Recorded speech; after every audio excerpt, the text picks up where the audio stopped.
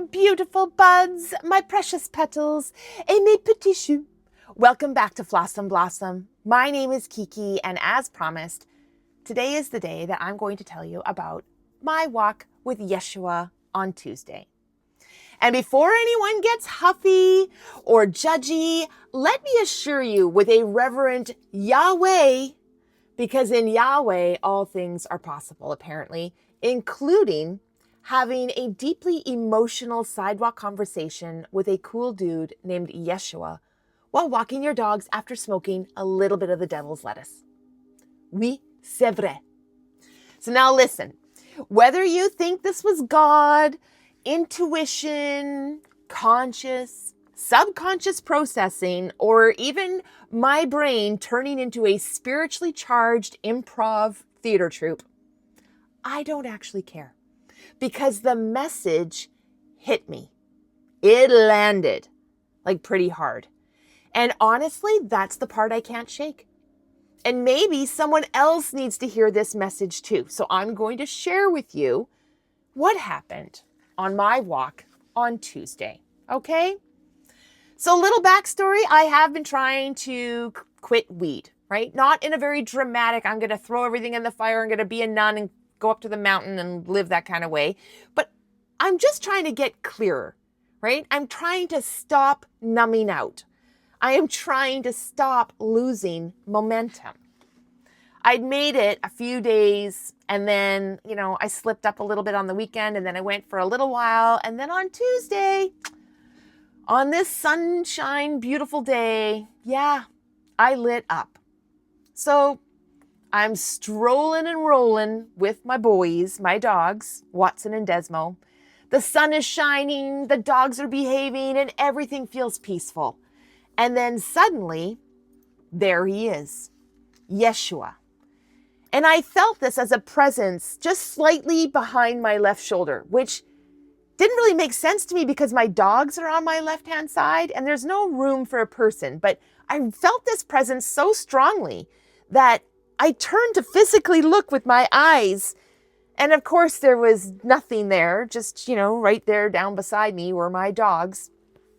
And yet, so I turned my focus straight ahead again. And then I can just see him in my mind's eye, just slightly behind me on that left-hand side. Like he's one of the dogs that is healing beside me, but not really. Because it really felt more like he was trying to walk beside me and I kept subtly refusing him. And he didn't open up the conversation with, do not be afraid or not even a peace be with you, my child. Nothing like that. No heavenly choir, no soft glowing Hallmark entrance. Nope. He looked at me with an expression that somehow embodied frustration, disappointment, understanding, and love all at once. And he simply said to me, as I was taking a great big inhale on that joint, he said, you have to give that up.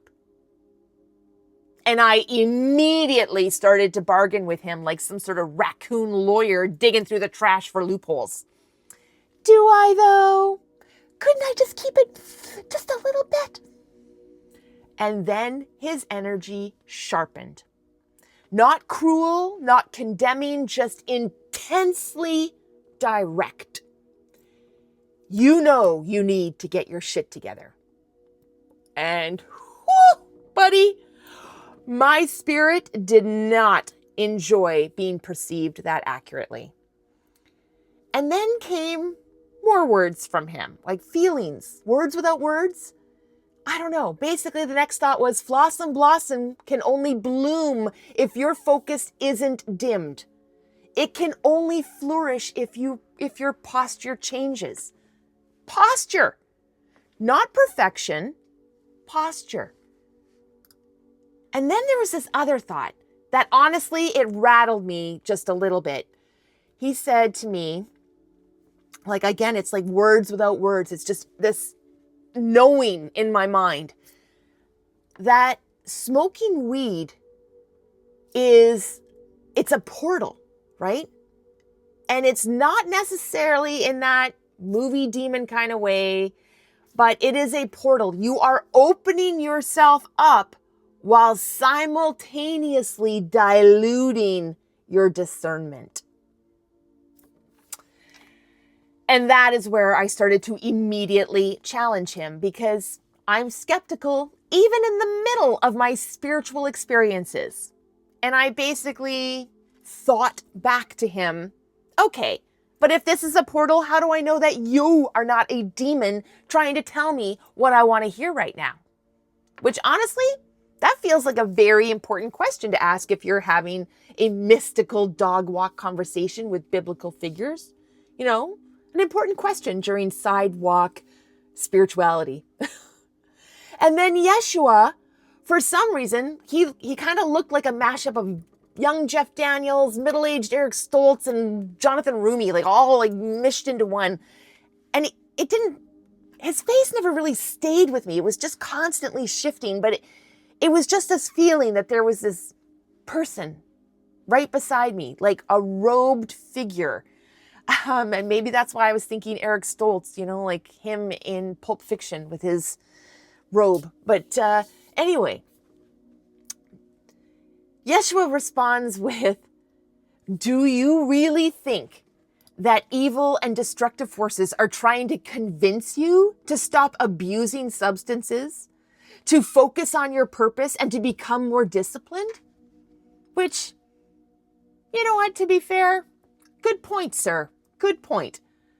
But of course, I still argued. Of course I did. And so I said to him, well, if I wasn't high right now, would we even be having this conversation? And right then, I got snapped back into reality because the dogs were dragging me a little bit towards this really, really busy intersection. And so I had to stop spiritually debating and started to physically survive. And after we crossed into safety, I tried to reconnect in that moment. I tried to feel him again. And instead of hearing or feeling Yeshua, the only thing that was in my mind's eye was Tamisha Iman from RuPaul's Drag Race season 13, where this performer is basically saying, I said what I said. And honestly, that is exactly like something my version of Yeshua would use to communicate with me. Music, pop culture, memes, humor, pattern recognition, the tiny, absurd holy moments that are hidden inside my ordinary life. And then, you know what? That's the thing that I realized. Whether this was divine intervention, intuition, conscious, or my higher self finally grabbing the microphone, the message itself was aligned. Not shame, not fear, alignment. And here is the real revelation that I had afterwards. The insight doesn't belong to the weed.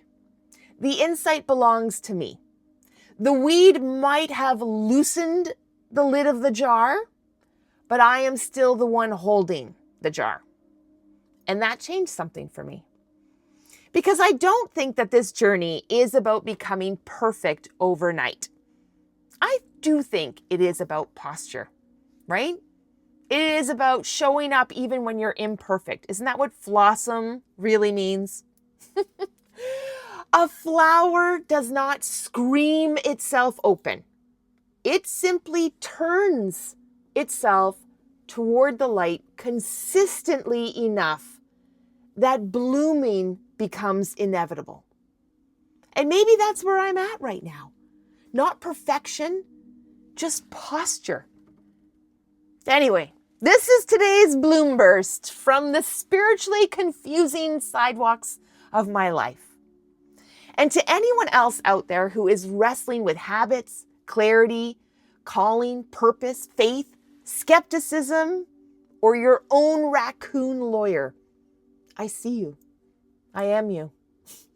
Keep turning towards that light, mes petits choux, even if you are arguing with it the whole walk home. Whatever you do today, my darling dahlias, my blooming blossoms, I hope that you live your life in full-on Fl'Awesome Blossom. You'll see me next time.